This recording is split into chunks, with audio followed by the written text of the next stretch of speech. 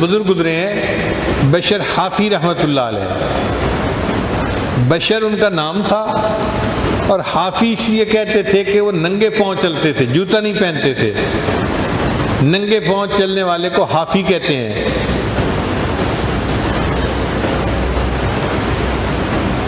قرآن مجید میں بھی یہ لفظ ہے حافین من حول العرش, کہ فرشتے جو ہیں وہ ننگے پاؤں اللہ کے عرش کا طواف کرتے ہیں. یہ بشر حافی شرابی تھے, غفلت کی زندگی تھی. اللہ کی شان دیکھیں, ایک دن نیند بے ہوشی کی عالم میں چلے ہوئے جا رہے تھے کہ انہوں نے زمین کے اوپر ایک کاغذ پڑا ہوا دیکھا.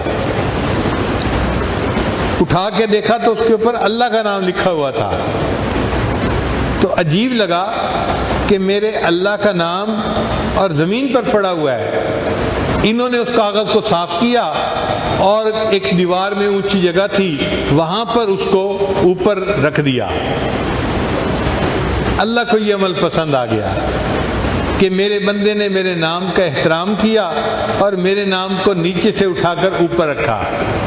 یہ گھر واپس آئے, نشے میں تھے. وقت کے ایک ولی کو اللہ نے اعلان فرمایا جا کر بشر حافی کو بتا دو تم نے میرے نام کو فرش سے اٹھا کر دیوار تک جو ہے اونچا کر دیا, میں تمہارے نام کو فرش سے اٹھا کر عرش تک پہنچا دوں گا. یہ خوشخبری ملی اور دل کی حالت بدل گئی. اسی وقت شراب سے توبہ کر لی اور نیکی کے راستے پر آ گئے. پھر اس کے بعد اولیاء کی زندگی گزاری. عجیب بات تھی کہ یہ جوتا نہیں پہنتے تھے. کسی نے پوچھا کہ حضرت آپ جوتا کیوں نہیں پہنتے؟ فرمانے لگے جب میں نے توبہ کی تھی تو جوتا نہیں پہنا ہوا تھا. پھر توبہ کرنے کے بعد میں نے قرآن مجید کی تلاوت کی تو اللہ نے قرآن مجید میں فرمایا وَالْأَرْضَ فَرَشْنَاهَا فَنِعْمَ الْمَاهِدُونَ, اللہ نے زمین کو ہمارے لیے فرش بنایا ہے.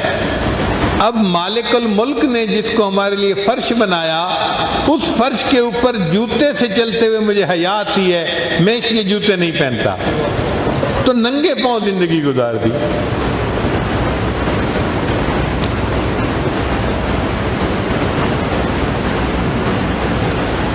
اس شہر میں ایک آدمی تھا جس کے پاس گدھا گاڑی تھی. ایک دن وہ جا رہا تھا راستے میں کہ گدھے نے راستے کے درمیان میں لید کر دی, پیشاب کر دیا. تو گدھے گاڑی والے نے رونا شروع کر دیا. لوگوں نے پوچھا بھائی رو کیوں رہے ہو؟ کہنے لگا مجھے لگتا ہے بشر حافی فوت ہو گئے. اور جب پتہ کیا تو واقعی بشر حافی فوت ہو گئے تھے. لوگوں نے پوچھا کہ تمہیں کیسے پتہ چلا؟ اس نے کہا کہ میرا گدھا راستے میں چلتا تھا, جب پیشاب کی ضرورت ہوتی تھی یہ راستے کے درمیان میں نہیں کرتا تھا, یہ سڑک کے یا راستے کے کنارے پہ ہو کے کرتا تھا. میں حیران ہوتا تھا کہ اس گدھے کی عادت کیوں ایسے بن گئی. تو میرے ذہن میں خیال آیا اللہ کا ایک بندہ ننگے پاؤں راستے میں چلتا ہے, اللہ اس کو پسند نہیں کرتے جانور راستے میں گندگی پھیلائیں. اللہ نے جانوروں کے دل میں ڈال دی تم راستے کے کنارے پہ گندگی کیا کرو, میرے بندے کے پاؤں گندگی میں ملوث نہ ہو جائیں.